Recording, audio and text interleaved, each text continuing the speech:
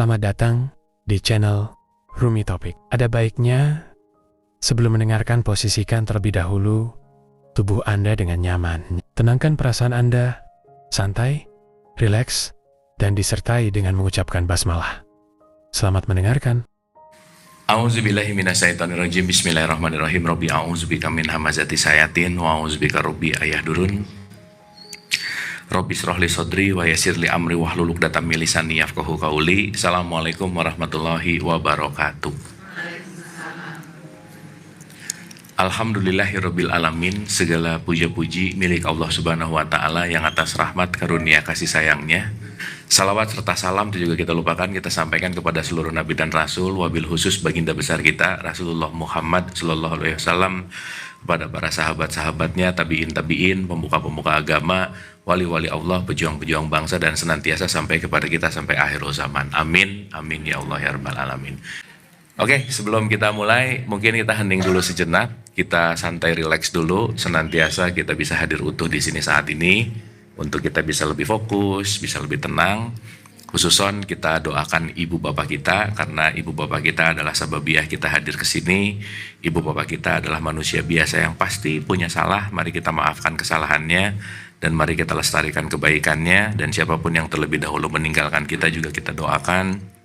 Dan siapapun yang sedang sakit, musibah, senantiasa kasih sayang Allah memberikan kekuatan dan ketabahan. Dan pagi hari ini kita sama-sama munajat agar sama-sama dimudahkan untuk dialirkan pengetahuan, kesadaran, dan petunjuk. Santai dan rileks, tidak sibuk pikirannya, hadir utuh di sini saat ini. Al-Hadiniyah, Al-Fatihah. A'udzubillah. Bismillahirrahmanirrahim. Alhamdulillahirabbil alamin.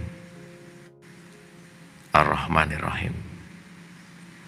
Malik yaumiddin. Iyyaka na'budu wa iyyaka nasta'in ihdinas siratal mustaqim.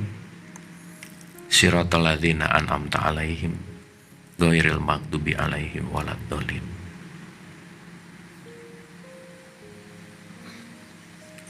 Allahumma arini al-asya'a kama hiya. Amin, amin, amin ya Allah ya rabbal alamin. Terima kasih, senantiasa kita udah ada di sini saat ini untuk belajar bareng. Dan ini kali perdana saya ke tempat ini, Ibu. Jadi saya masih jaim ya, nggak apa-apa ya, Ibu-ibu ya. saya selalu mendisklaimer ibu-ibu di mana-mana saya bicara bahwa nomor satu, saya bukan ustadz, bukan ahli agama, saya bukan mau menceramahi, bukan mau mentausiahi, bukan mau menasihati. Karena saya ulang-ulang bahwa nggak ada orang berubah karena sering dikasih ceramah gitu, nggak ada yang berubah. Karena perubahan itu bukan dari ceramahnya, perubahan itu datang dari kontemplasi, datang dari kesadaran, pemahaman, dan pasti itu semua dilatih gitu. Jadi kalau kita nggak latihan ya nggak akan ada perubahan. Jadi sering pengajian nggak menentukan tingkat kualitas akhlak gitu. Betul nggak, Bu? Iya, jadi tadi saya tanya setahun nggak apa-apa, setahun juga, tapi yang penting akhlaknya oke, knowledge-nya oke, karena bukan kuantitas tapi kualitas. Nah gitu. Saya Abu, panggil aja saya Abu, karena saya sangat yakin saya di sini paling muda gitu ya. Jadi nggak usah pakai embel-embel ustadz lah, apalah, Abu aja nggak apa-apa gitu. Saya dari lahir sampai S2 di Bandung, saya orang Bandung, asli Bandung. S1-nya mungkin Unpar, ekonomi, S2 MBA ITB. Sekarang saya lagi ngambil S3 untuk nyelesain disertasi. Saya lagi ambil filsafat Islam di UIN Jogja. Dan research hampir sekitar 14 tahun. Dan nanti kita mungkin akan dialog ya. Saya lebih senang ngobrol sih sebenarnya. Karena saya paling gak nyaman kalau ceramah gitu. Karena ceramah tuh yang ngomong-ngomong, yang denger. Yang dengernya juga masuk telinga kanan, keluar telinga kanan, si mental shit gitu ya. Artinya nyampe kesininya rada-rada gitu ya. Agak-agak gitu. Makanya bisa banyak lupa. Tapi mungkin kita sepakati bahwa kajian ini lebih kepada kontemplasi gitu ya, Bu ya. Kalau contemplate itu kan bukan hanya tahu, bukan hanya dengar, tetapi memaknai secara mendalam apa yang dibahas gitu. Karena maaf ya, kalau kita bicara dalam konteks saya sedikit bicara sisi pendidikan ya, sedikit aja. Di dalam pendidikan tuh ada metode namanya taksonomi Bloom. Taksonomi Bloom tuh dibagi dua nih. Level bawah itu disebut lower order of thinking. Jadi orang-orang yang berpikir di level bawah. Yang di atas ada higher order of thinking. Nah, lower order of thinking itu kerjaannya ngafalin mulu. Ngafal mulu gitu. Sehingga apa yang dihafalkan belum tentu kejadian. Kenapa baru hafal? Tapi yang udah di atas itu udah ada kreatif, udah ada melakukan action, karena sudah bukan pada metodologi hafalan, tetapi mengerti dan menjadi outputnya adalah perilaku gitu. Nah, jadi saya rasa kita mau masuk ke kajian yang bukan di lower tapi di higher gitu. Boleh nggak? Boleh? Oke, dan yang kedua, saya tuh lagi riset, Bu. Jadi saya kemana-mana tuh sebetulnya sambil riset. Artinya kalau saya lagi riset, yang pengen belajar bener tuh saya sebenarnya. Jadi saya datang ke sini, justru saya yang pengen banyak belajar. Setuju? Ih, diam gini sih. Ya, karena saya yang pengen lebih banyak belajar, maka saya yang akan lebih banyak bertanya gitu. Setuju nggak? Hah? Ya, dan kualitas jawabanmu menentukan nilaimu ya. Oke, kemarin sih nanya mau topik bahas apa gitu ya. Jadi saya pengen ketik aja gitu, kita ngomong tentang apa ya, kita mau bahas apa ya, Bu? Kita mau bicara tentang kesejatian diri sih gitu. Oke, kita pemanasan dulu boleh ya? Boleh pemanasan dulu? Boleh ya? Ibu-ibu, saya tahu ibu-ibu pengalaman ngajinya udah banyak, tapi boleh nggak saya balik ke pelajaran anak TK, boleh nggak? Kita belajar basic lagi, pondasi, boleh ya? Karena kalau konteks pondasinya nggak kuat, tuh biasanya bangunannya juga nggak oke gitu. Jadi izinkan saya untuk balik dulu ke pondasi, supaya nanti apa yang kita bahas di pendalaman-pendalaman tuh lebih enak gitu kira-kira. Siap? Saya boleh cerita sedikit ya tentang, kita mau bicara tentang konteks yang namanya fakta. Karena kita perlu tahu fakta, karena gini, Bu. Fakta itu nanti kita sebut sebagai realitas. Apa, Bu? Realitas itu apa sih? Kenyataan. Yang menarik adalah ada fakta, ada keyakinan. Ada apa, Bu? Ada fakta, ada keyakinan. Yang akan paling menang faktanya atau keyakinannya? Nah, mulai ini. Hah? Oh gitu ya? Yang pasti akan terjadi, yang menang. Yang mana? Oke, berarti pertanyaannya keyakinan apapun nggak bisa mengalahkan fakta. Jadi setuju nggak bahwa fakta selalu lebih besar daripada keyakinan? Setuju? Gini. Pelan-pelan ya, pelan-pelan. Kenapa saya buka dulu pakai ini? Karena kita akan bicara tentang sistem thinking, Bu. Kan kita mau ngomongin Islam nih ceritanya. Oke. Karena nanti di dalam Al-Quran itu selalu diulang-ulang, kalau nggak kata-kata tatafakarun, takkilun. Tatafakarun, takkilun. Menggunakan apa? Akal. Jadi nanti kita akan ngerti bahwa penggunaan akal itu teramat sangat penting banget. Karena maaf ya, yang pakai akal tuh nggak banyak, Bu. Mayoritasnya cuman ikut-ikutan, udah. Makanya nanti kalau buka di surat 6 ayat 116, ini pengajian suka baca ayat Quran gitu nggak? Oh ya, oke, sip. Tapi yang ayat-ayat cepat ini saya bacain aja nggak apa-apa ya. Nanti kalau yang esensial kita baca bareng-bareng. Di surat 6 ayat 116 tuh ada kalimat gini. Dan jika kamu mengikuti kebanyakan orang di muka bumi. Mengikuti apa? Kebanyakan orang di muka bumi. Niscaya mereka akan menyesatkanmu dari jalan Allah. Karena mereka tidak lain hanya mengikuti persangkaan. Mereka nggak ngerti-ngerti amat gitu. Berarti kalau kebanyakan saat ini kita sebut sebagai mayoritas. Sekarang saya tanya, mayoritas itu sama dengan kebenaran nggak? Hah? Belum tentu. Jadi mayoritas belum tentu benar. Kalau pakai bahasa di sosial media, mayoritas itu namanya viral. Jadi yang viral belum tentu benar, belum tentu. Surat 6, 116. Saya pakai angka nggak apa-apa ya? Soalnya kalau saya pakai nama suratnya, ibu nanti nyarinya lama, pusing. Belum tulisannya kecil, ribet gitu. Makanya kita pakai angka supaya tahu, 6, 116 gitu. Oke? Sip ya? Oke. Jadi kata kuncinya, mayoritas belum tentu benar. Jadi kebanyakan itu belum tentu kebenaran. Karena kebenaran tidak ditentukan seberapa banyak orang ngomong benar. Betul nggak? Tetapi yang terjadi pada kenyataannya, kalau minoritas karena beda sering dianggap salah. Betul nggak?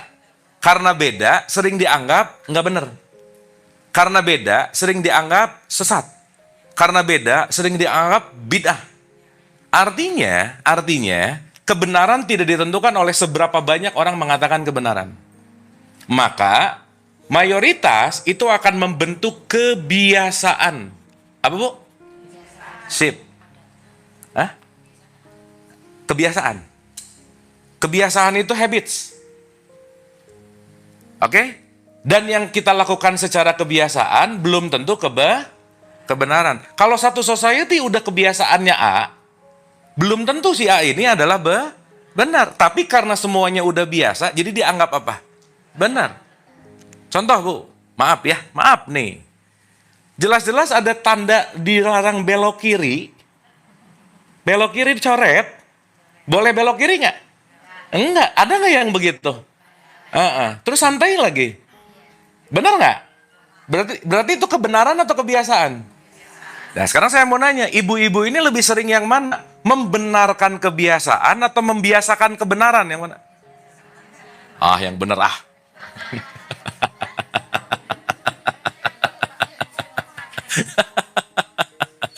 Paham ya? Oke ya. Sehingga suatu kebiasaan udah menjadi yang namanya program. Kalau udah jadi program, ibu-ibu nggak akan berubah aja udah.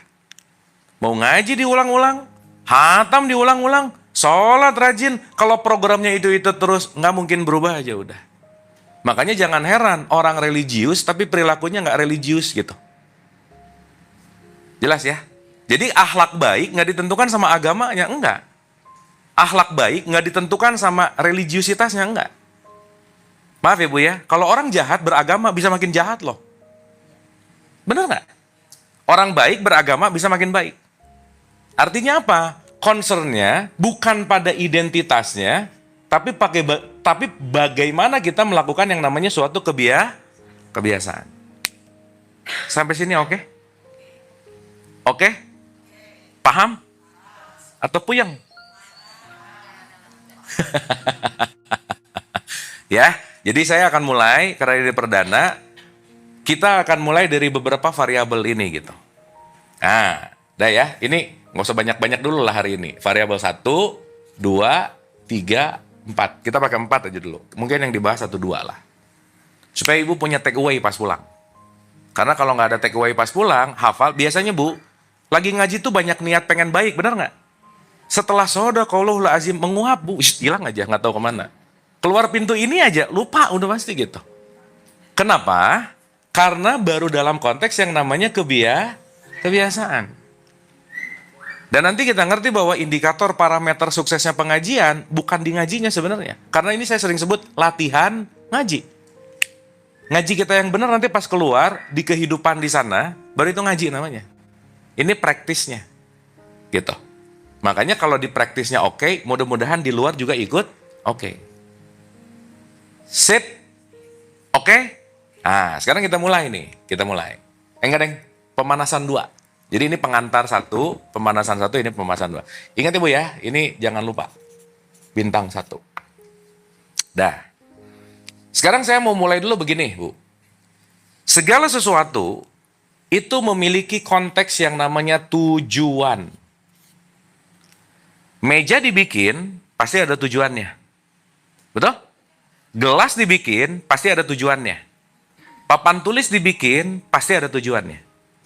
Berarti kalau kita ngomongin kita ada, kita hidup, kita sekarang hadir di sini, kira-kira kita perlu tahu tujuan hidup nggak? Perlu tahu nggak? Apalagi kita melihat dari kacamata perspektif Islam. Nah, saya mau nanya dulu nih. Tujuan ini ada dua, Bu. Ada visi, ada misi. Visi itu jangka panjang, misi itu jangka pendeknya. Contoh. Kita selama seumur hidup ini hidup, saya mau nanya dulu sama ibu-ibu, tujuan hidup tuh apa sih visinya, Bu? Kan tujuan ya? Kalau tujuan visi itu jangka panjang. Misi itu jangka pendek. Kita bahas visinya dulu deh, jangan yang misinya dulu. Visi, ini kita ngomong dalam tradisi Islam kan? Ini pengajian Islam kan? Iya, takut saya salah ngomong nanti ya.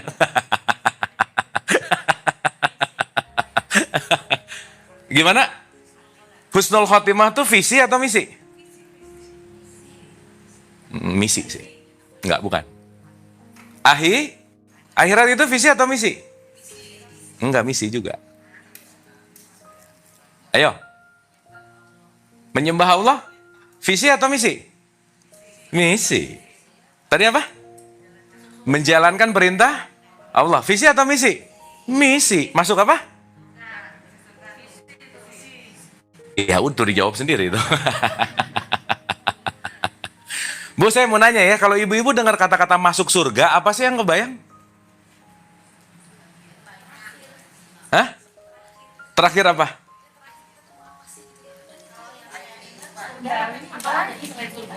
Sekarang saya tanya, maaf ya, nanti ngerti sih, abis ngerti visi. Dah, tapi sementara saya jawab dulu, surga bukan visi sih, bukan. Mission tetap. Karena bukan titik sampai. Yo, apalagi? Selamat dunia, misi tetap. Iya, katanya. Iya, nanti kita bahas dulu. Ayo, kita boleh belajar TK dulu gini boleh ya? Supaya nanti pondasinya kita beresin lantai 1, lantai 2, lantai 3 gitu. Kita basic dulu aja, pelan-pelan. Gini. Setiap yang hidup pasti akan apa?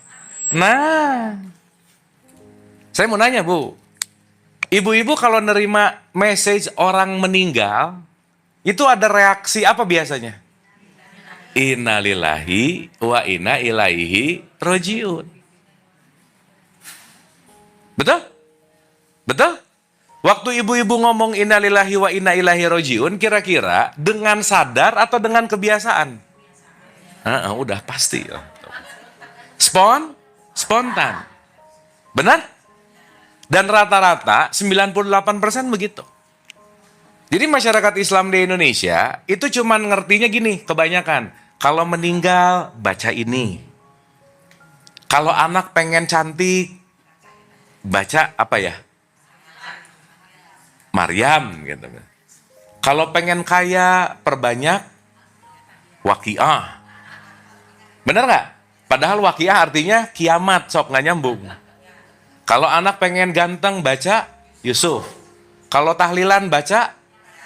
Kalau satu-satu ditanya kenapa, jawabannya semua sama. Wallahu a'lam bishawab. Benar nggak tahu? Betul nggak? Karena kita ini agak miskin dengan pertanyaan why. Ini dilewat nih. Sok, ibu-ibu dulu waktu disuruh sholat, ada nggak pertanyaan, kenapa sih aku harus sholat? Ada gitu nggak? Enggak, tapi ikutin aja, bener nggak? Kenapa ya aku harus puasa? Kenapa ya harus ada umroh? Kenapa ya harus ada haji? Berarti tingkat why-nya dilewatin, tiba-tiba ngerjain aja. Betul? Oke, sampai sini? Pertanyaan saya, kalau ibu-ibu nggak tahu why-nya, kira-kira ngerjainnya tahu tujuannya nggak?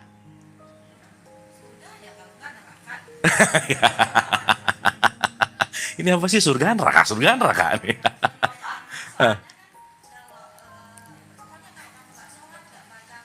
Neraka, iya, betul nggak? Betul ya. Tapi nggak pernah ngerti why-nya, betul nggak? Sehingga, maaf ya, melakukan sesuatu tanpa why itu namanya jadi dogma dan doktrin. Bukan misi itu mah, Bu. Misi, jadi khalifah, menjalankan perintah. Ulang. Kalau ada orang meninggal, baca apa tadi? Innalillahi wa inna ilaihi rojiun. Sekarang saya tanya, ada nggak kira-kira kaitan antara innalillahi sama visi hidup kita? Ada nggak? Hah? Ada nggak? Apa?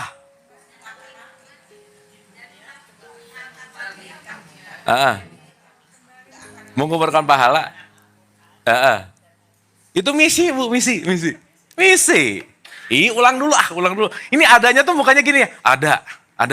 Apa ya gitu? Nggak, innalillahi wa inna ilaihi raji'un itu artinya apa sih? Kan nggak langsung kembali atuh. Innalillah semua berasal dari Allah dan mau kembali. Mau apa?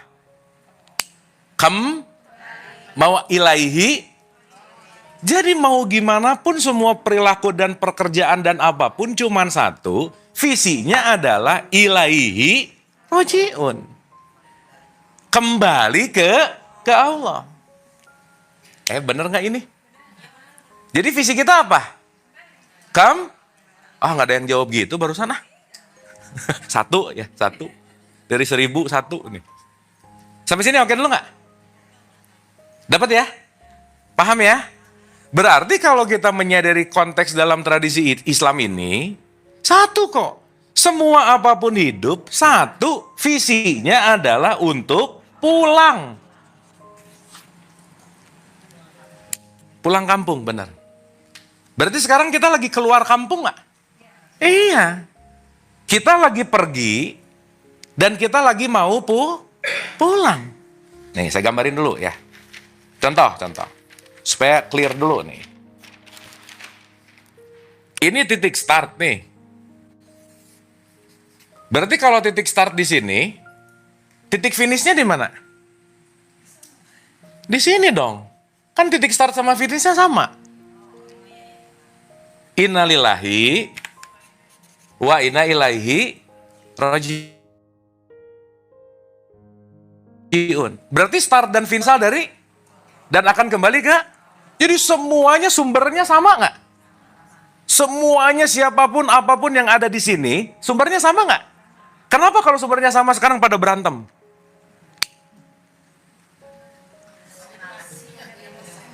Hah? Bukan, Bu. Karena kebanyakan orang lupa dirinya yang sejati. Karena kebanyakan orang lupa sumbernya dari mana. Jadi nanti kalau saya pakai analogi yang sederhana, siapapun yang hidup hari ini, dalam perspektif ini, semuanya lagi mengalami amnesia massal, gitu kira-kira. Lupa kampung, lupa diri. Padahal kalau dalam perspektif ini, semuanya sumbernya datang dari sumber yang sama. Sampai sini oke? Sampai sini oke? Oke, berarti kalau kita berantem, lupa sama sesama sumber, sibuk sama sesama kemasan gitu kira-kira. Betul? Berarti kalau kita marah-marah, bete, benci, dan lain-lain, cuman satu aja, lupa kalau sumbernya sama. Contoh, Bu. Nanti mungkin Februari tengah gitu ya, kita masuk bulan Ramadan. Betul? Pertanyaan saya, di akhir bulan Ramadan, kita disuruh menuju fitrah nggak? Hah? Iya nggak? Enggak, kembali ke fitrah, bukan menuju. Isok ibu dengerin, kalau ada terakhir Ramadan, kita menuju fitrah atau kembali fitrah? Jadi menuju apa kembali? Tadi nggak gitu ah. Iya betul nggak? Kenapa kembali coba? Ibu ada yang pernah umroh atau haji? Pernah tawaf? Tawaf itu mengikuti arah jarum jam atau melawan? Kenapa? Suruh ingat pulang. Ini saya berkali-kali umroh, udah haji juga. Setiap nanya sama yang membimbing, ini kenapa sih nggak ngikutin arah jarum jam? Udah pokoknya gitu aja. Nggak tahu kenapa. Makanya yang tawaf, muter-muter, lempar-lempar, semua dan lain. Nggak ngerti pulang, nggak ada bedanya. Betul nggak? Karena nggak ngerti secara esensial, kehilangan why-nya. Dan maaf ya, kita nggak dididik why kok.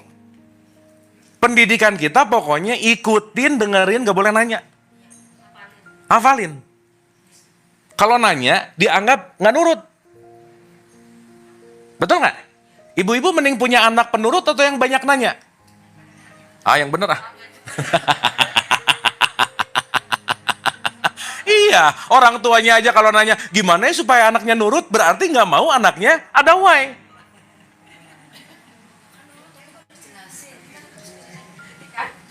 Iya. Iya, nurut sama siapa? Betul nggak? Kita terbiasa dengan pendidikan yang concernnya nggak ada why di situ gitu. Artinya, kita ini miskin dialektika, Bu. Miskin dialog yang ada debat mulu gitu. Urusannya benar salah, benar salah. Tapi tidak ada komunikasi dialogis antara perbedaan pendapat yang akhirnya apa? Hidupnya tuh cuma hitam putih gitu. Oke sampai sini? Sip ya? Pokoknya urusannya kalau nggak benar salah aja. Kalau beda salah aja. Kalau nggak cocok salah aja. Tidak melihat concern di mana konteks yang kita sadari. Bu, maaf ya. Ini dari beberapa pertanyaan ini, maaf banget ya. Ibu-ibu ngerasa nggak? Kita tuh banyak nggak tahunya gitu. Betul nggak? Berarti sebanyak-banyak yang kita tahu, lebih banyak yang kita tidak tahu. Berarti disadari dalam konteks ini, kita punya limit namanya. Sampai sini oke? Oke? Aduh lemas gini ibu-ibu. Oke nggak nih? Oke, ini belum mulai nih.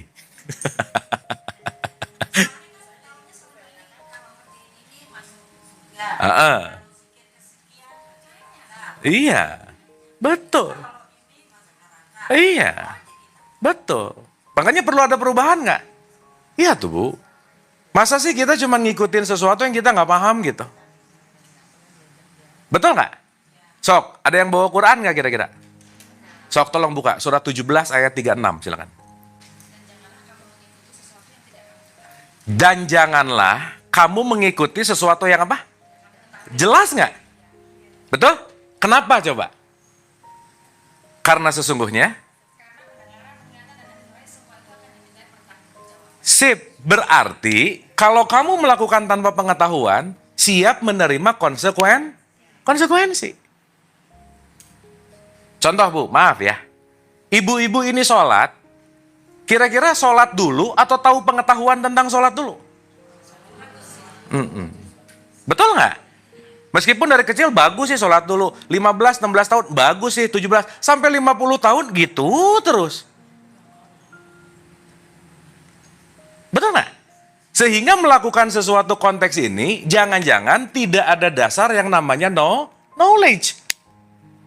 Ngikutin apa? Kebiasaan. Ngikutin apa? Mayoritas.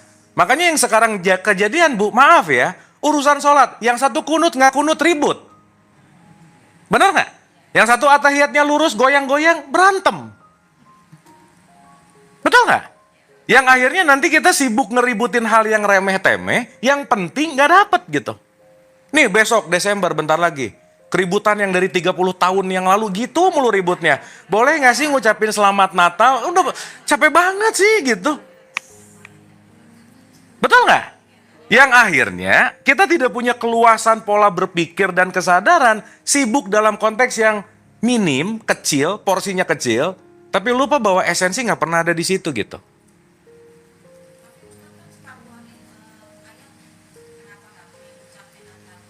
Iya, ya kan dialektika tadi saya bilang.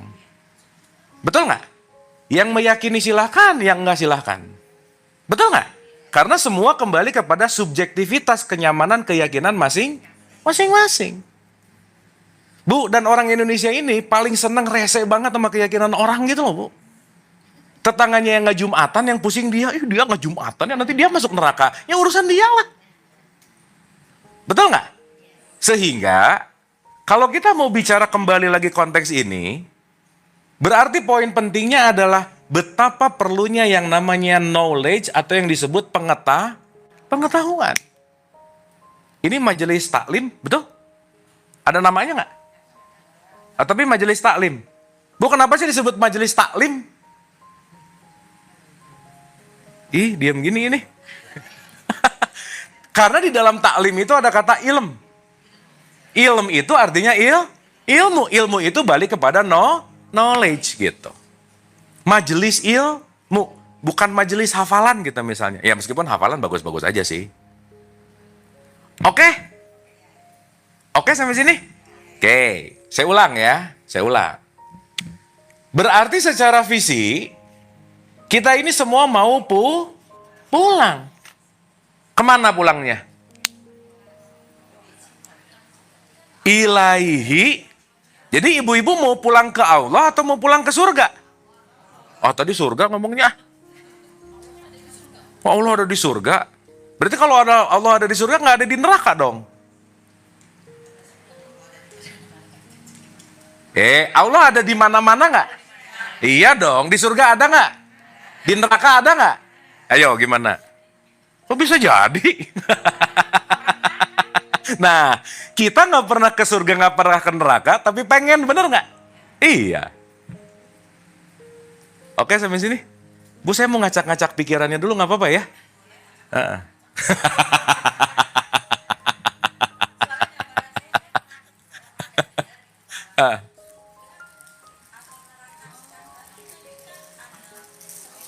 Iya, Bu, nanti surga neraka kita bahas di pertemuan ke-10 lah. Masih lama lah, udah. Ini kita ngomong pondasinya dulu gitu.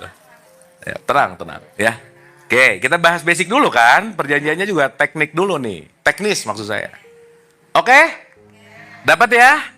Nah, baru yang tadi disebutin, ibadah lah, apa dan itu baru yang namanya misi. Jadi misinya secara global apa disebutnya?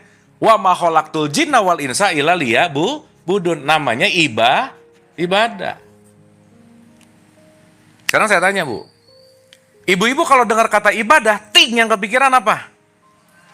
Sekarang saya tanya, sholat ibadah bukan? Ini belum tentu. Sholat itu adalah alat untuk ibadah. Ibu waktu iftitah, baca ini nggak? Inna sholati wanu suki. Udah cukup dua dulu aja, jangan panjang-panjang. Udah dulu. Yang dua aja, jangan-jangan nggak ngerti. Inna sholati wanu, apa maksudnya? Sholatku, ibadah, dipisah nggak? Kenapa dipisah?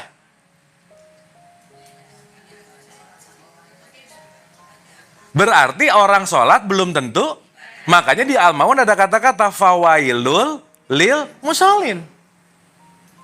Bener nggak ini? Berarti maaf ya, ketika kita mau tahu tentang konteks ini semua, nanti kita perlu ngerti, oh mana hakikatnya, mana syariatnya, mana bagian kulit, mana bagian isi. Jangan-jangan kita main-main di kulit terus, tapi nggak pernah icip-icip isinya gitu. Betul nggak? Sip ya? Dah. Jadi saya garis bawahi dulu. Satu, visi kita di dalam tradisi Islam adalah mau apa, Bu? Pulang. Itu dulu. Jadi saya, ibu-ibu mau apa? Tujuannya kalau pakai perspektif ini, pulang. Ilaihi rojiun. Maka setiap yang hidup pasti akan mengalami mati. Pasti nggak? Pasti nggak? Jadi orang yang hidup pasti mati nggak? Jadi kematian niscaya nggak? Niscaya. Gak ada yang paling pasti dalam hidup kecuali mati. Sekarang saya mau nanya dulu nih. Ibu-ibu kalau dengar kata mati, lebih cenderung kemana? Satu, alhamdulillah, happy. Atau yang kedua, dengar kata mati, aduh udah jangan bahas, udah takut. Yang mana? Satu atau dua? Nah, ya udah kelihatan sih.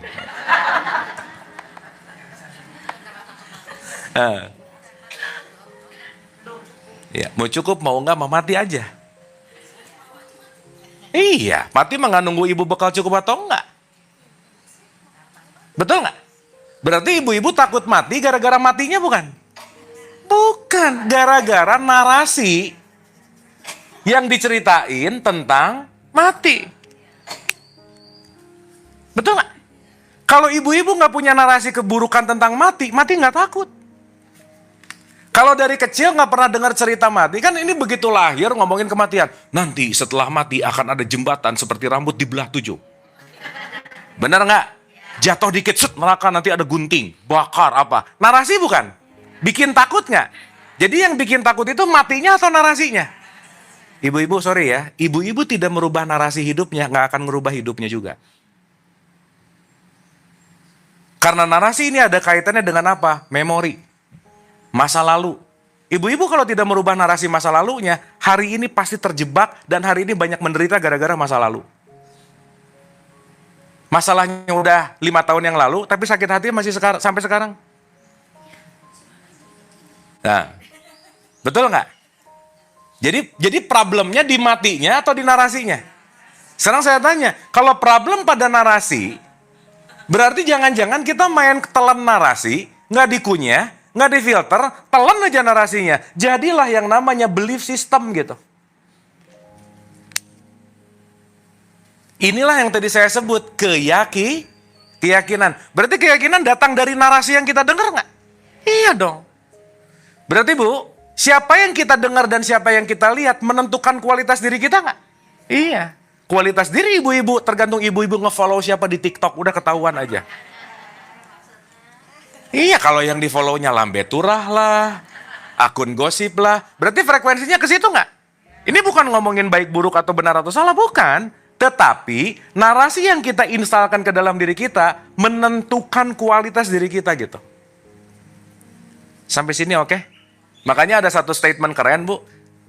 Aku bisa tahu kamu dengan kamu menunjukkan 5 teman kamu. Kalau temannya kira-kira gini, nggak jauh beda lah gitu. Oke? Kenapa? Karena nanti kita akan masuk ke dalam sebuah frekuensi gitu namanya. Makanya frekuensi akan ketemu dengan frekuensi yang sama. Tukang ngegosip, kumpul ngegosip mulu. Tukang gibah gitu, beda mirip-mirip sih ya, gitu. Tukang pengajian, ngaji mulu. Macam-macam gitu. Oke? Aduh, diam gini ibu-ibu, oke nggak ini?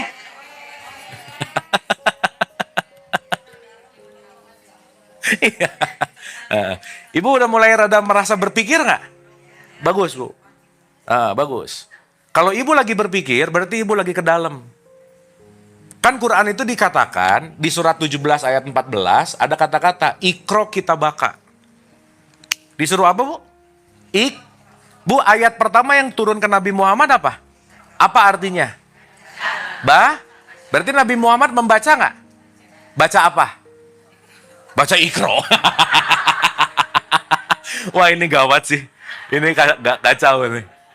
Ya ikro teh baca-baca juga, baca ikro juga. Jadi ikro apa? Membaca. Nabi Muhammad ngapain? Membaca apa? Membaca ikro. Diulang-ulang. Ini sampai zuhur nggak beres-beres atuh.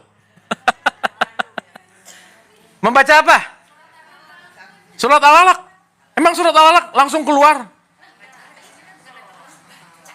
Iya, jadi ikro itu apa? Ikro itu artinya kontemplasi.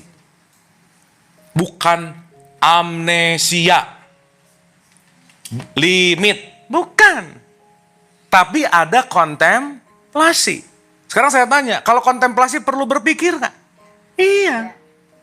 Bu maaf ya, ibu-ibu kalau ngaji baca Quran, mikir nggak? Benar. Hah? Alif lam mim, soalnya kalau kita boleh shadaqallahul azim, bisa mikir nggak begitu? Orang nggak ngerti isinya, kecuali kayak ibu tadi membaca itu bagus, yes. Tapi sekarang mayoritas bunyi hatam, betul nggak? Sok nanti di bulan Ramadan, di WhatsApp grup besti-bestinya, aku udah 2 juz, aku udah 3 juz, aku udah hatam, betul nggak? Tetapi hatam belum tentu paham. Benar nggak ini? Betul? Sekarang saya tanya, kalau mau paham, perlu melibatkan akal nggak? Iya dong. Pertanyaannya gimana mau melibatkan akal kepada sesuatu yang saya tidak mengerti? Bu maaf ya, kita tuh baca Quran, begitu baca alif lam mim, pahala. Kayak udah dapat pahala gede gitu. Iya kan, kata ustadznya itu mah.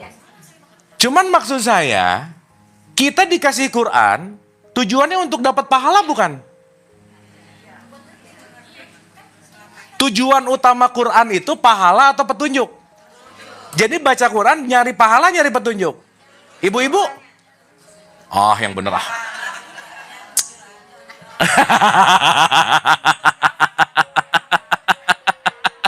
Ayo, siapa di sini yang habis baca Quran merasa dapat petunjuk? Ada nggak? Nah, bener ya Bu ya? Iya. Karena begitu bunyi nggak tahu isinya. Iya, panjang pendeknya sibuk, panjang pendek bagus sih. Tapi tujuan endingnya untuk dapat petunjuk jadi nggak nyampe. Sok contoh. Betul ya Bu ya? Ibu-ibu masak pakai resep. Tiap hari resepnya dibunyiin. Pisang goreng misalnya. Pisang, terigu, telur, gula. Pisang, terigu, telur, gula. Dibaca tiap hari. Jadi pisang goreng nggak? Dibagus-bagusin lagi baca. Pisang gitu. Jadi pisang goreng nggak? Nah kita tuh sibuk ngebagus-bagusin suara, sibuk ngebaca, beresin baca, tapi nggak ada karya nyatanya gitu. Betul nggak? Nggak ngegoreng-goreng, nggak ngerjain. Akhirnya apa? Dibunyiin, dihatamin, tapi nggak ngerti. So ibu-ibu saya mau nanya, maaf ya, kira-kira kalau orang dapat petunjuk, perilaku lebih baik nggak? Punten ya, mohon maaf saya mau nanya, ada nggak orang yang rajin baca Quran, tapi rajin juga ngegosip? Jangan banyak, nggak enak. Ada. Nggak nyambung atuh. Betul nggak? Oke? Sip. Contoh lagi. Kan ada kata-kata atiullah wa ati rasul. Betul? Ikutilah Allah, ikutilah Rasul. Saya mau nanya Bu, Nabi Muhammad hatam Quran berapa kali?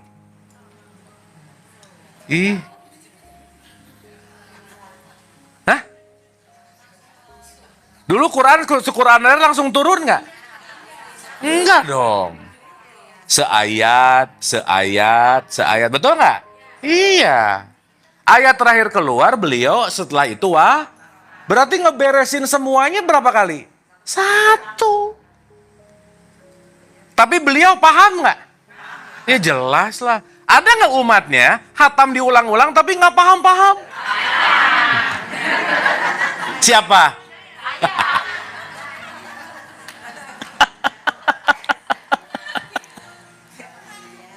Oke?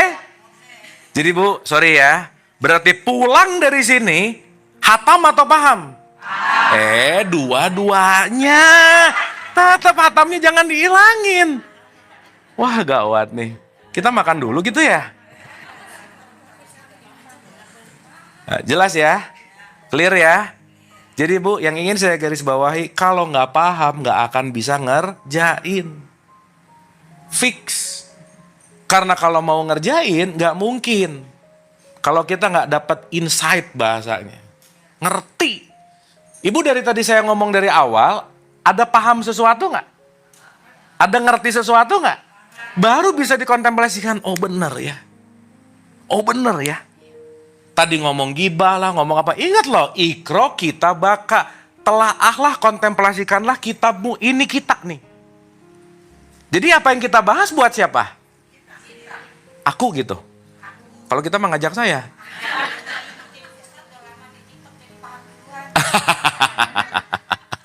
Oke sampai sini? Maksud saya, maaf nih. Karena kalau kita nggak punya kontemplasi ke dalam, apapun materinya bakal dilempar ke orang lain gitu. Nanti bahas, jangan jadi orang pelit. Ih bener, dia banget. Jangan jadi orang yang ngegibah bener. Ih tetangga saya tuh tukang ngegibah loh. Itu tuh ngegibah banget. Nah gitu. Jadi kadang-kadang lupa diri bahwa semua pembelajaran ini bukan untuk orang. Makanya di 17:14 itu ada kata-kata ikro kita baka. Oke? Bu kita sampai jam berapa ya? Oh. Jam 14. Biasanya sampai jam berapa? Oh, kesan ya? Oke. Ibu-ibu kita nggak santai gini nggak apa-apa ya? Nggak harus cepat-cepat masuk materi nggak apa-apa ya? Karena yang penting ibu-ibu punya paradigma berpikir gitu. Itu yang penting Bu. Karena kalau kita nggak punya paradigma, kita mudah banget untuk mengikuti sesuatu yang nggak tahu knowledge-nya gitu. Ikut aja udah. Sip. Oke? Paham? Nah, sekarang saya mau bagi dulu nih. 4 tipikal manusia. Ibu nanti cek ibu yang mana gitu ya. 4 tipikal manusia. Nah, sebelum ke 4 tipikal manusia, ada satu fakta, Bu. Pertanyaannya basicnya begini. Kalau kita mau kembali ke Allah, harus kenal sama Allah nggak? Gimana cara kenal sama Allah?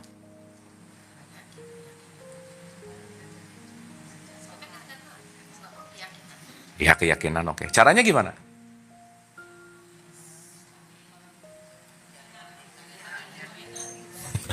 Ayo. Kan ada rumusnya. Rumusnya, man arafah nafsa, faqad arafah robah. Pernah dengar nggak? Nah, rumusnya itu, man arafah nafsa, siapa yang mengenal dirinya, pasti mengenal Tuhannya. Siapa yang mengenal apa? Pasti mengenal. Jadi cara terbaik untuk mengenal Allah, gimana caranya? Kenalilah dirimu. Oke?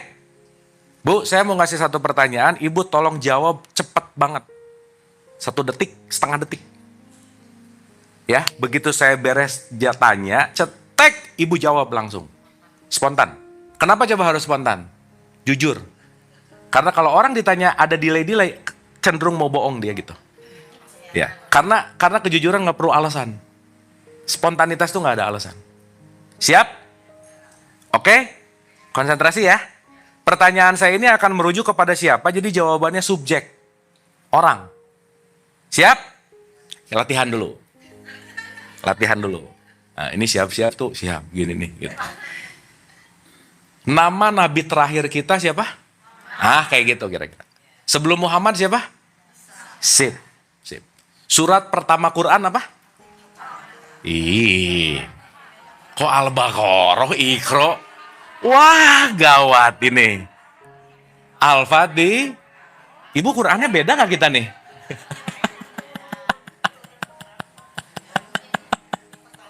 Ya udah. Tapi kira-kira gitulah ya. Paham? Siap ya? Siap. Pokoknya begitu cetek, Ibu langsung jawab. Dan pasti jawabannya beda-beda. Nggak bisa nyontek, nggak bisa nyama-nyamain. Pokoknya kita jujur-jujuran. Siap? Oke. Dengerin baik-baik pertanyaannya. Siapa orang yang paling berharga dalam hidup ibu-ibu? Ya. Kok nggak ada pada jawab sih ini? Sip. 86% menjawab orang lain. Sekitar 20% menjawab diri sendiri. Jadi dalam pertanyaan ini, di sebuah penelitian, ketika ada orang ditanya siapa yang paling berharga buat dirinya, jawabannya rata-rata orang lain. Ibunya, anaknya, cucunya, mayoritas. Mayoritas. Ibu berarti yang minoritas kalau jawab diri, dan itu bagus banget. Means, hari ini, orang lupa bahwa bagaimana saya mencintai diri saya, untuk mengenali diri saya, karena terlalu sibuk dengan orang lain. Betul nggak? Yang concernnya, saya selalu ulang-ulang Bu, nggak akan ada orang yang mencintai kita sebaik kita mencintai diri sendiri. Titik. Nggak akan ada yang akan care sama diri kita, selain kita care sama diri sendiri, titik. Sehingga ketika kita terlalu mencari di luar, pasti akan menjadi kecewa gitu kira-kira. Rata-rata. Sampai sini oke? Dapat? Paham? Jadi kalau mau kenal Allah gimana caranya?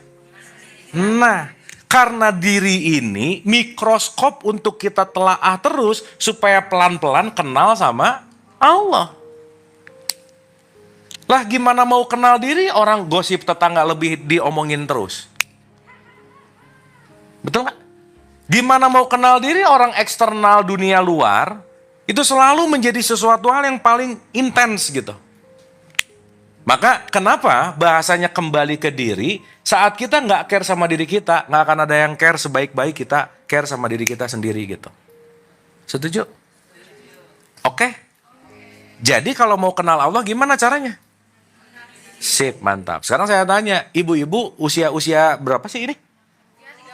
30, 35, ya sisanya ya. Nah, ya suka nggak mau ngaku gitu deh. Ya, ya anggap 35 aja ya. Nah, anggap. Pertanyaannya, perlu ada perenungan setiap tahun kita nambah umur, seberapa banyak pengenalan diri lebih baik gitu. Betul nggak? Ini 35, 40, 50 tahun tuh udah kenal apa sih gitu. Kan itu poinnya. Contoh aja, saya mau nanya dulu nih. Setelah ibu-ibu 35 tahun hidup, kira-kira, ya pertanyaan saya sederhana. Ibu-ibu ini orang atau manusia? Yang mana? Gimana? Orang apa manusia? Oke, gini Bu. 4 level manusia, yang level paling basic nomor 1, paling rendah bawah, itu namanya asbun, Bu. Apa? Asbun itu apa ya? Pokoknya bunyi aja. Oke? Orang yang asbun cenderung gak mikir. Kenapa? Karena dia bunyi dulu, mikir belakangan. Bunyi dulu, mikir belakangan. Sok, ibu-ibu renungin ya. Ibu-ibu ini termasuk orang yang ngomong dulu baru mikir atau mikir dulu baru ngomong? Yang mana? Yang bener ah. Ya sekarang udah enggak ya. Karena makin pikun kali ya.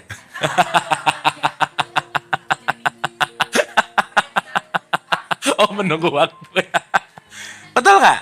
Sehingga ketika kita melakukan sesuatu tanpa dasar berpikir, itulah yang disebut kebiasaan. Yang kedua, dia memiliki pengetahuan. Yang ketiga, dia paham. Yang keempat, dia sadar. Jadi level tertingginya manusia namanya sadar. Kalau mau pinjam dalam perspektif Quran atau dalam tradisi Islam, level 1 asbun itu namanya zolim. Bu, zolim itu apa sih?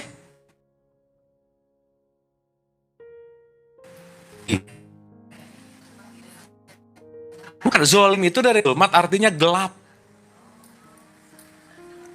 Berarti kalau gelap dia tidak ada cahaya. Salah satu yang disebut cahaya adalah pengetahuan. Berarti dia melakukan gak mikir dulu gitu. Gak ngikutin nurani misalnya. Itu namanya zolim. Oke?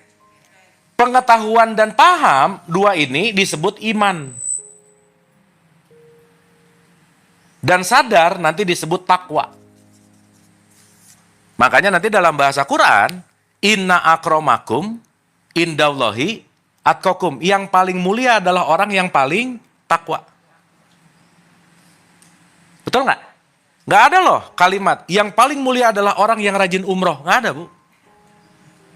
Yang paling mulia adalah orang yang rajin tahajud, puasa Senin Kemis. Nggak ada. Kenapa? Karena semua ritual, jembatan, menaikkan kualitas kita ke level 4. Namanya sadar atau yang disebut takwa.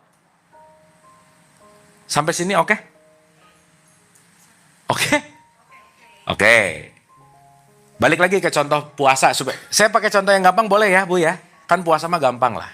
Pertanyaan saya. Besok di bulan Ramadan yang disuruh puasa orang apa manusia?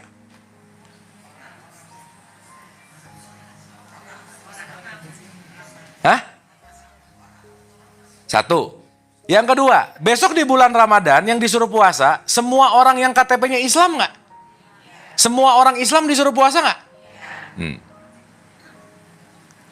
Ulang lagi ya. Sekali lagi. Bu, ingat ayat Ramadan puasa nggak? Auzubillahi minasyaitonirrajim. Bismillahirrahmanirrahim. Ya ayyuhalladzina amanu kutiba alaikumus syiyam kama kutiba alal ladzina min qablikum la'alakum clear. Apa terjemahannya gimana? Kok hai manusia? Bukan atuh hai orang-orang yang beriman. Nggak ada kata manusia di situ, nggak ada. Betul? Berarti yang disuruh puasa orang apa manusia? Orang yang mana? Jadi semua orang yang KTP-nya Islam disuruh puasa nggak?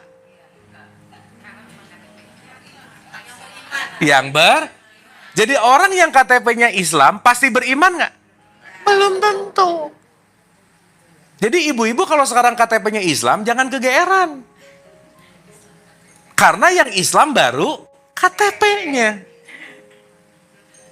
Belum tentu beriman. Belum tentu Islami. Oke? Awas nih KTP Islam, wih pasti surga. Belum tentu. Karena mati nggak bawa KTP. Sok ibu kalau mati ditanya malaikat, agamanya apa? Islam. Apa buktinya? Mau gimana? KTP kan di rumah tuh bu, masa dibawa ke tanah kusir? Oh berarti KTP dibawa waktu mati, ya benar bagus.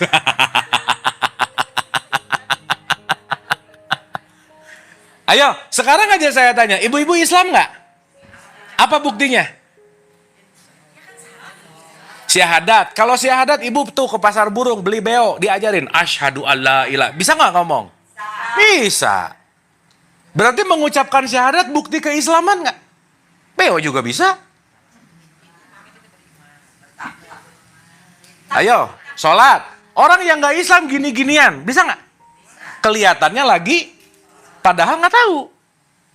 Ayo. Bener nggak ini? Iya, bagus. Emang tujuannya liar sih. Nah, ibu-ibu kalau sekarang udah mulai puyeng, udah mulai liar, ya, udah mulai rada-rada bingung, itu indikator bagus, Bu. Kenapa coba? Sok buka dulu ayatnya. Surat 93 ayat 7, silakan.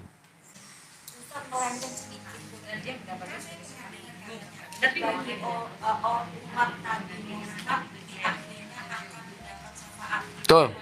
Iya. Umat Nabi Muhammad kan? Iya.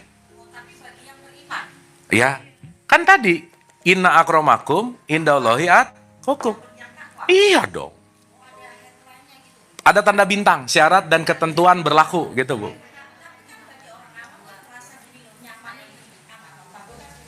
Nah, ibu lagi ngomongin orang berarti. Kan tadi kita ngomongnya ke sini. Ngapain ibu mikirin orang lain? Ya, tapi nggak apa-apa, itu mah kebiasaan Bu, nggak apa-apa. Ya, kebiasaan ibu itu. Silakan. Dan dia mendapatimu sebagai seorang yang bingung. Lanjut. Lalu dia memberi apa? Jadi kalau ibu-ibu mau dapat petunjuk harus apa dulu? Nah, gitu. Betul nggak? Kebingungan datangnya dari why. Kalau nggak ada why, nggak akan ada bingung. Nggak ada bingung, nggak dapat petunjuk. Maka ibu-ibu kalau sekarang bingung, bentar lagi petunjuknya datang. Paham? Jadi ibu-ibu ngerti nggak kenapa dari awal saya nanya mulu? Supaya ibu-ibu apa? Bukan mikir. Nggak jadi dapat petunjuknya, nggak jadi. Masih jauh. Udah. Dapat ya? Karena bingung itu hasil dari berpikir. Oke? Dapat? Ulang. Ibu kalau beli gula, yang ibu cari gulanya atau manisnya? Mana yang primer, mana yang sekunder? Yang gula ini bisa punya harga gara-gara putih kecil atau manisnya? Nah gitu. Berarti yang primer yang mana? Manisnya. Betul. Berarti yang dicari gulanya atau manisnya? Iya, manisnya. Paham ya? Oke, sekarang saya tanya. Kalau kita ngomongin orang itu gulanya. Manusia itu manisnya. Bisa bedain nggak? Bisa bedain nggak? Karena orang ini nanti berbicara identitas. Tapi manusia itu adalah value atau nilai, rasa, esensinya. Maka yang satu syariat, yang satu hakikat. Yang satu kulit, yang satu isi. Makanya Bu maaf ya, tidak semua orang layak disebut manusia. Belum tentu. Karena setengah manusia namanya binatang di sini tengah-tengah. Makanya kita ini sering disebut hayawan natikun. Binatang yang berpikir. Berarti kalau lagi berpikir jadi manusia. Jadi kalau nggak banyak mikir lagi jadi apa? Nah gitu. Loh, urusan binatang ini yang urusannya makan, minum, reproduksi. Makan, minum, reproduksi. Urusannya itu mulu. Sok, dibuka ayatnya. Surat 7, 179. Dan sungguh akan kami isi neraka jahanam banyak dari kalangan jin dan manusia. Banyak dari kalangan apa? Jin dan manusia. Lanjut. Mereka memiliki hati, Mereka punya hati, tetapi tidak dipergunakannya untuk memahami ayat-ayat Allah. hatinya nggak dikasih untuk ayat-ayat Allah. Lanjut. Dan mereka memiliki mata, tetapi tidak dipergunakannya untuk melihat tanda-tanda kekuasaan Allah. Terus? Dan mereka mempunyai telinga, tetapi tidak dipergunakannya untuk mendengarkan ayat-ayat Allah. Terus? Mereka seperti hewan ternak, Mereka seperti apa? hewan ternak, Lanjut. bahkan lebih sesat lagi. Mereka itulah orang-orang yang lengah. Ayo, gimana? Betul, Bu? Bu, maaf ya. Bentukan kayak saya, tapi kualitasnya orang. Pendengaran, penglihatan hati nggak dipakai kebaikan, nggak dipakai mikir, nggak dipakai konteksnya semuanya aja. Berarti di hadapan Allah nilai saya manusia atau binatang? Nah gitu. Jelas ya? Makanya kenapa buka tutup Quran dari ayat 2 sampai terakhir, perjalanan Quran itu adalah perjalanan dari Al-Baqarah sampai An-Nas. Al-Baqarah artinya apa? Dari sapi betina sampai manusia. Jadi mengquran itu artinya meningkatkan kualitas dari orang menuju manusia. Paham nggak? Oke? Jadi ibu-ibu ini orang apa manusia? Ibu kalau ketemu teman arisan baru, ya, belum kenal, mana yang ditanya? Ibu orang mana? Atau ibu manusia mana? Yang mana? Orang. Karena yang ditanya adalah identitas. Oke, artinya kalau kita bicara dalam konteks ini, ada identitas, ada nih nilai. Identitas itu adalah keorangannya, nilai itu adalah kemanusiaan. Makanya nggak ada kata-kata semanusia orang, nggak ada. Yang ada seorang manusia. Makanya di sila 2 Pancasila, pakai orang, pakai manusia. Keorangan atau kemanusiaan. Nah, kenapa begitu? Karena ngomongin tentang nilai. Oke ya? Sip ya? Aduh lemas gini, oke nggak ini? Nah, kalau udah oke, baru kita mulai. Dah cukup pemanasannya. Penting ibu-ibu dapat dulu roots-nya, akarnya. Dan ini juga icip-icip pemanasan yang sangat sederhana dulu lah, gitu kira-kira. Ya, kita simpulkan dulu dari pemanasan kita. 1, Bu. Visi hidup kita apa dalam tradisi Islam? Awas lupa lagi ini. Bu, misinya ibadah. Sip, mantap. Jadi visinya pulang, misinya jadi ya, beda merek tapi isinya nanti itu juga kok gitu. Cuman beda kemasan aja gitu. Cuman beda kemasan aja gitu. Oke. Sip. Dapat ya? Nah, baru kita mau mulai. Bismillah ya. Nah, saya mau mulai dari sini, Bu. Saya bagi 2 nih. 1. Ada Islam, ada Islami. Beda nggak? Apa bedanya?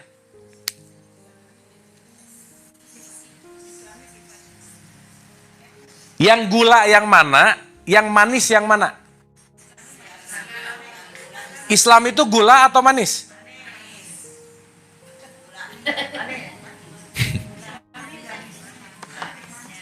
Hah? Islami itu gula atau manis? Ini jam-jam kritis kayaknya memang ya.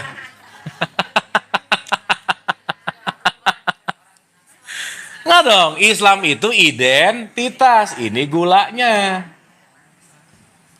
Islami itu value, ini manisnya. Setuju nggak kalau saya ngomong gini? Orang yang KTP-nya Islam belum tentu Islami. Bu, ada nggak orang yang KTP-nya Islam buang sampah sembarangan di kali? Ada nggak? Islami nggak? Enggak tuh. Dapat ya? Jadi mohon maaf nih, nanti ibu akan ngerti benar tentang non-Islam itu bukan urusan identitas saja, bukan. Bukan. Ngomongin value. Karena kita punya KTP Islam, melakukan tradisi agama Islam, melakukan fikih Islam, melakukan semua Islam, belum tentu tetap Islami. Nah, saya balikin. Bisa nggak KTP-nya nggak Islam, tapi Islami banget? Nah, gitu. Dan makanya jangan rese sama keyakinan orang gitu. Kita nggak tahu. Apalagi menilai. Apalagi mengklaim. Betul nggak? Karena boleh jadi claiming itu claiming tanpa pengetahuan. Oke? Iya. Kan orang lain, Bu. Iya. Iya, pasti, Bu. Nggak usah beda agama, seagama aja beda tafsir, ribut nggak? Iya. Sip ya? Paham maksud saya kan? Berarti keributan datang dari apa coba? Nggak ngerti. Kalau ngerti nggak akan berantem. Contoh. Ibu-ibu ini yang sini-sini sekarang datang ya, tipikal orang yang suka marah atau sering marah, yang mana? Oh, sering.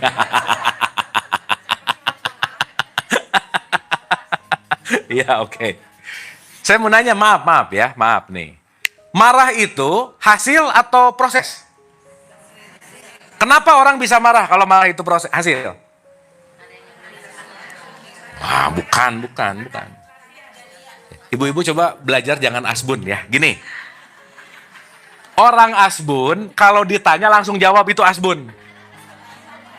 Nah. Enggak. Kan ini sekarang mau kontemplasi, beda cerita, beda. Kan tadi tes nih, sekarang kontemplasi. Ya, soalnya asbunnya ibu salah mulu jawabannya gitu. Ya, yang jujurnya salah gitu maksudnya. Sok sekarang coba ganti jawabannya. Ulang ya, ulang. Marah sebab atau akibat?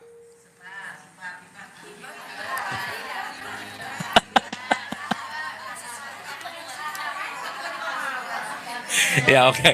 Berarti ada penyebabnya nggak? Apa penyebab hakikat orang marah? Ya udah langsung saya jawab aja biar cepat ya. Karena tidak mengerti. Udah. Bukan masalah nggak terima, bukan. Nggak ngerti. Rootsnya di situ. Kalau ibu-ibu ngerti nggak akan marah. Betul nggak? Berarti segala bentuk apapun outputnya marah karena aku nggak paham. Betul. Berarti ujungnya tetap tidak paham, bukan urusan dianya. Betul nggak? Karena semua problem pasti ada di sini. Pasti. Dah, sekarang saya tanya. Kenapa nggak ngerti, Bu? Apa penyebab tidak mengerti? Nggak ada knowledge. Berarti kalau orang minim knowledge, pasti cenderung ngamukan. Iya. Makanya kalau knowledge-nya minim, outputnya pasti emosional. Kurang update, benar. Paham ya? Contoh nih, saya kasih contoh. Bu, 2 tambah 2 berapa, Bu? Awas, ini salah gawat loh. Kalau akar 16? Oke, mantap. Kalau log 10.000? Ya udah, kalau ini 4 ini 4 aja biar cepet ya. Dah. Soalnya kan nolnya 4. Saya mau nanya, dari jawaban dan dari pertanyaan yang sama apanya? Jawabannya sama. Berarti jawaban itu tujuannya. Betul? Pertanyaan. Berarti untuk menuju 4 bisa pakai 2 tambah 2 nggak? Bisa pakai akar 16? Bisa log 10.000? Mana yang benar? Selama tujuannya sama. Betul? Nah, tipikal orang yang knowledge-nya sedikit, cuman tahu 2 tambah 2 atau 4 hanya 2 tambah 2. Dia begitu ketemu orang akar 16 4 disalahin sama dia. Benar nggak? Apalagi ketemu log 10.000. Kamu dasar salah. 4 itu 2 tambah 2. Masa log 10.000 4? Aneh nggak? Enggak, karena dia taunya cuman 2 tambah 2 itulah yang menyebut yang akan sampai ke titik 4. Jelas, Bu? Jadi kalau sekarang dia cuma tahu 42 tambah 2, ketemu akar 16, kafir. Bid'ah. Kafir. Gitu nggak? Berarti, Bu, orang yang sering mengkafirkan orang lain, penyakitnya cuma satu. Mainnya kurang jauh, udah gitu aja. Benar nggak? Dia tahu cuma sekotak ini, jalan-jalan gitu.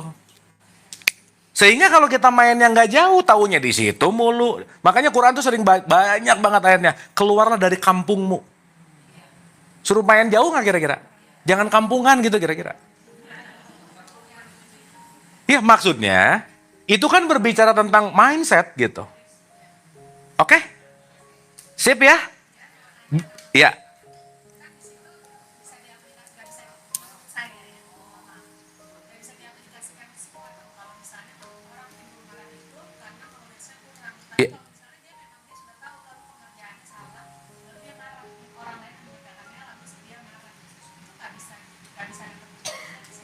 Iya, gini Bu, nanti kita akan bagi dua, ada marah dan ada amarah. Itu dua hal yang berbeda memang. Saat kita tahu itu salah dan kita marah, itu namanya correction. Bukan marah gitu. Bukan melampiaskan emosi. Tapi memberikan sebuah advice gitu kira-kira. Kan itu bukan marah namanya. Paham gak maksud saya? Ah gitu. Sip ya. Jadi once kita tahu knowledge terus kita memberikan sebuah advice, itu bukan anger namanya. Tapi advice, meskipun suaranya naik sih. Gitu. Ngegas. Gitu kira-kira. Tapi kalau ngomongin marah dan amarah, udah pasti datangnya dari ketidaktahuan. Gitu intinya. Oke? Dapat ya? Sip. Ini oke nih sampai sini? Nah, kita balik. Kita balik. Jadi orang yang KTP-nya Islam pasti Islami nggak? Belum tentu. Nah maksud saya Bu, di pertemuan perdana ini adalah kemasan, ini adalah isinya. Artinya apa? Jangan terlalu sibuk ngurusin kemasannya, tapi isinya nggak dirawat gitu kira-kira. Paham ya? Dan kita perlu ulang-ulang lagi untuk lebih ngerti, setidaknya Bu, pelajaran kita hari ini nomor 1. Hari ini nih, take away-nya. Nomor 1 adalah less judgment, gitu. Itu nomor 1. Mengurangi menilai. Apalagi merasa Nabi Muhammad pernah ditanya sama seseorang, pertanyaannya begini. Ya Rasul, orang yang paling salah tuh gimana sih? Yang gak sholat kah? Yang gak puasa kah? Nabi Muhammad bagus banget jawabannya. Bukan itu. Orang yang paling salah adalah orang yang merasa benar. Udah gitu aja. Oke sampai sini? Artinya, once kita melihat ini semua, kita memindahkan transformasi dari judgment menuju kepada bijaksana. Udah itu aja. Supaya kita ngelihat segala sesuatu tuh 360 gitu. Nggak dari satu sudut pandang. Yang aneh, kita bisa percaya omongan orang, pinjam dari lidahnya orang, nggak ngelihat langsung gitu. Itu aneh banget sih.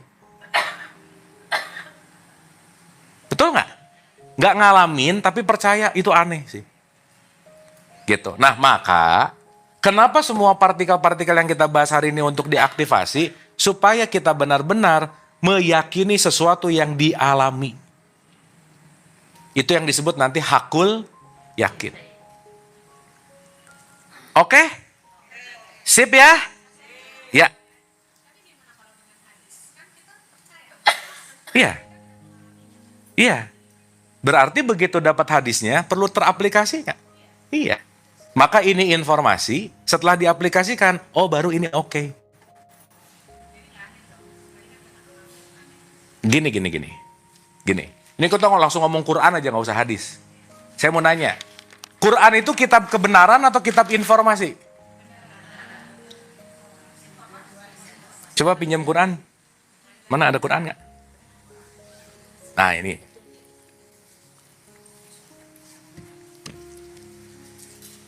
Ini saya lagi pegang kitab kebenaran atau kitab informasi?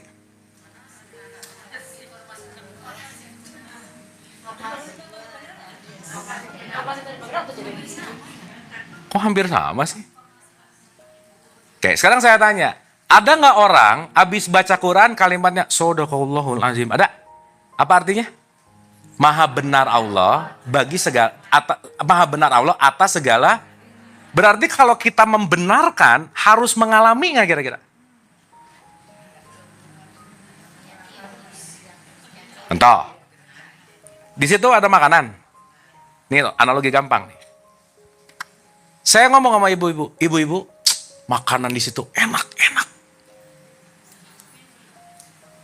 Saya dari tadi di sini nggak makan. Saya udah mengalami enaknya makanan belum? Tapi saya ngomong enak, boleh nggak? Ya boleh aja. Tapi bisa jadi ucapan saya palsu. Betul nggak? Sekarang pertanyaannya, bunyiin ini tiap hari, ngertinya nggak tahu, teraplikasi enggak, berarti cuman bunyi. Jadi kira-kira kalau kita mau tahu semua kebenarannya, informasi yang dialami, maka di sini kita bisa sebut Shadaqallahul azim. Benar ya ternyata. Berarti kita hanya disuruh mempercayai aja nggak kira-kira? Enggak dong. Diamalkan supaya kita membuktikan bahwa apa yang ada di situ terjadi. Shadaqallahul azim. Gitu kira-kira. Disitulah kenapa, satu, untuk tahu informasi harus diapain? Dibaca dulu. Cukup nggak hanya dibaca? Habis dibaca diapain? Oh langsung paham sih. Habis dibaca. Ibu-ibu suka tadarusan nggak? Suka? Suka. Waktu tadarusan ngapain? Baca. Betul? Coba buka ayatnya. Surat 3 ayat 79.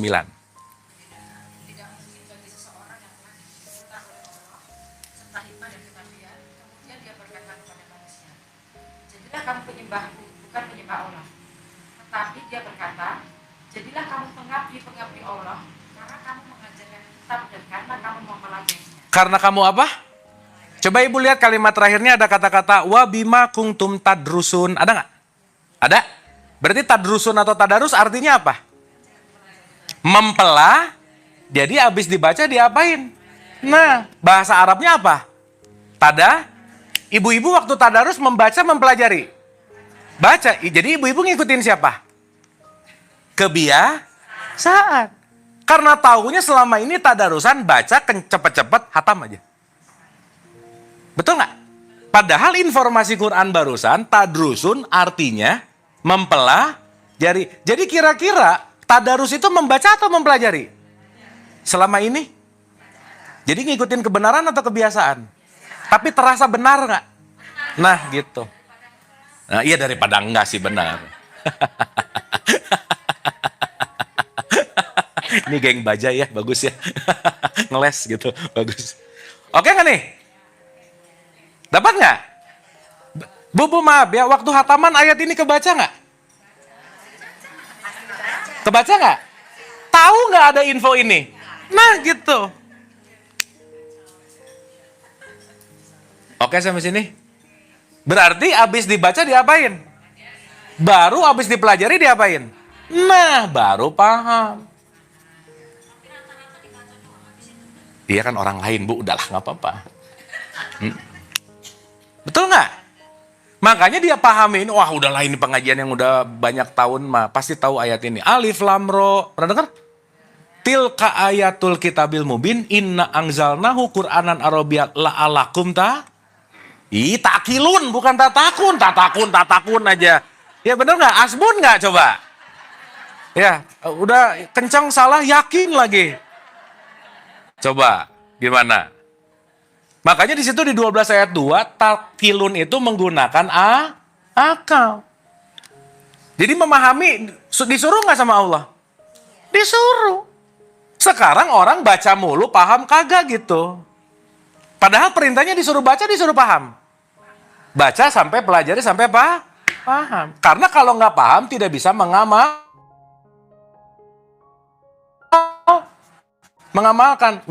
Berarti kebenaran itu akan terjadi saat aku mengamalkan dan aku membenarkan. Benar kata Quran. Shadaqallahul azim. Saya bisa ngomong itu enak setelah saya icip. Shadaqallahul azim. Benar enak. Sekarang Shadaqallahul azim baru baca Shadaqallahul azim. Emang tadi isinya apa? Wallahu alam bisawab. Udah aja. Nggak tahu isinya. Betul nggak? Oke. Sip. Jadi pulang dari sini Bu, Qurannya baca atau paham? Dua-duanya. Karena kalau ibu nggak baca, nggak bisa paham. Jadi pelajari atau paham? Sip, baca atau amalkan? Nah ini namanya rumusnya 5M. Membaca, mempelajari, memahami, mengamalkan, mensiarkan dengan perilaku. Oke? Sip ya? Udah dulu ya Bu ya, cukup ya? Aman ya? Sip ya? Jadi, satu aja Bu, pelajaran kita hari ini. 5M. 4 sehat 5 miliar. Ya, jangan lupa. Pembelajaran kita hari ini untuk menyadari bahwa sebanyak-banyak yang kita tahu, lebih banyak yang kita enggak tahu. Jadi jangan lelah untuk mencari tahu. Terima kasih, semoga bermanfaat. Saya kembalikan dulu ke moderator. Mangga Bu. Masih ada waktu, Kang Masih Bu, Abu, satu ya? pertanyaan, Jadi dua pertanyaan mungkin kali ya. ada 5 ibu-ibu menit, yang 10 menit. mau tanya jawab, monggo silahkan. Mungkin 3 pertanyaan kali ya. Monggo silahkan. Untuk membaca Al-Qur'annya rata-rata mungkin sudah ibu-ibu sini ya, sudah ini. Untuk mempelajarinya mungkin bahasa, untuk rata-rata nih kita belajarnya tahsin. Bukan mempelajari maknanya gitu. Lalu kalau kita untuk mempelajari kan mau nggak mau kita baca tafsir, baca artinya kan. Nah di situ tuh tafsirnya itu tuh menurut saya multi tafsir banget. Jadi kita harus ada guru yang mungkin seperti Kang Abu yang lebih dalam. Karena satu ayat aja Banyak nih. tafsirnya. Iya, sangat multi tafsir. Betul. Itu gimana tuh Kang Abu? Ya. Tapi at least nggak semua ustadz atau ustazah tuh bisa memahami isi Al-Quran itu. Dia hanya dengan satu, oh ya itu letterlah aja gitu loh. ya, gini, Quran itu nanti punya multi layer memang. Tapi setidaknya ketika kita mulai masuk kepada pemahaman-pemahaman, karena pemahaman itu berlapis-lapis, Bu. Pasti berlapis-lapis. Makanya nanti dia punya lapisan 1, lapisan 2. Tapi at least selama kita terus mau belajar, itu akan semua mendapatkan petunjuk 1, petunjuk 2, petunjuk 3. Yang paling terpenting adalah jangan lelah untuk belajar, itu aja. Karena nanti petunjuknya akan pas, dapat sesuai dengan tingkat kedewasaan kita, gitu kira-kira. Esensinya ada di situ gitu. Nah, itu nanti kita bahas di pertemuan keempat. Tapi pertanyaan Ibu, saya mending ke practical way-nya, betul nggak? Nah, surat 2, 269 coba buka. Bismillahirrahmanirrahim. Allah menganugerahkan al-hikmah Oke, kepada tahan dulu. Allah menganugerahkan apa? al-hikmah Hikmah kepada, itu artinya apa yang Ibu tadi tanya? Pemahaman. Oke, lanjut. kepada siapa yang dia kehendaki. Kepada siapa yang dia kehendaki. Berarti semua dapat nggak? Enggak dong. Betul? Deg-degan dong, nggak ada. Oh, enggak gitu. Sekarang saya tanya, kita dapat hikmah atau tidak berarti yang menentukan siapa? Allah. Dengerin dulu. Allah ngasih hikmah kepada siapa yang dia kehendaki. Berarti hikmah mau dapat atau enggak tergantung siapanya. Kita sendiri. Aku mau belajar atau tidak. Oke. Ya, 1. Sekarang saya tanya, syarat mutlak dapat hikmah apa? Belajar. Bukan. Syarat mutlak dapat hikmah apa? Bukan. 12 ayat 22. Dan ketika dia telah cukup dewasa, kami berikan kepadanya kekuasaan dan ilmu. Nah, hikmah dan Ilmu. berarti hikmah dan ilmu datang dari suatu yang namanya kedewasaan. Itu 1. Lanjut.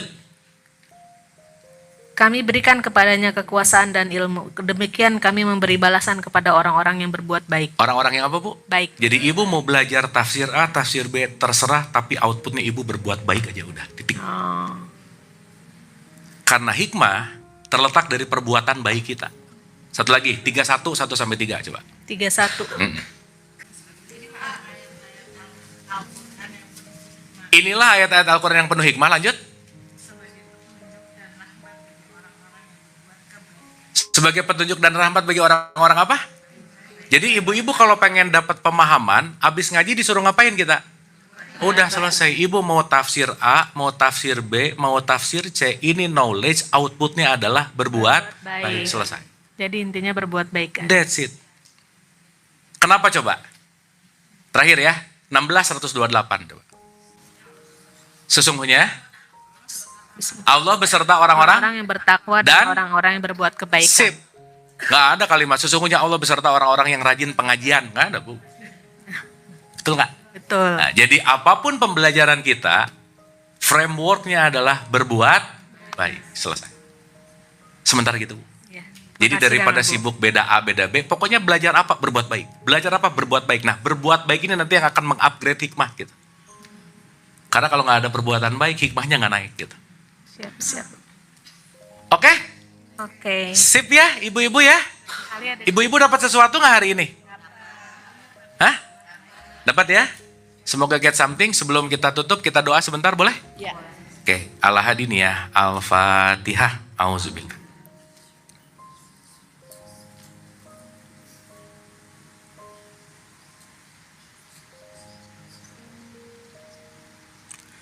Allahumma rabbik firli wali walidayya warhamhuma kama rabbayani shaghira.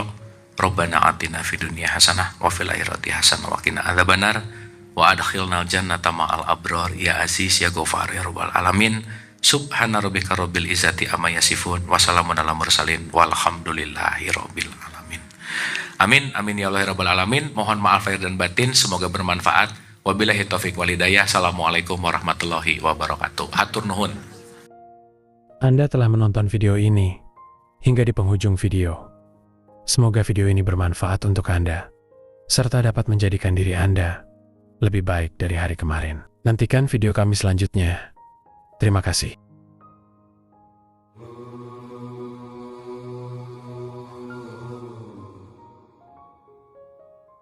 Bukan dari Adam, Hawa, taman surgawi atau Firdaus. Tempatku tidak bertempat, jejakku tidak berjejak. Baik raga maupun jiwaku, semuanya adalah kehidupan kekasihku.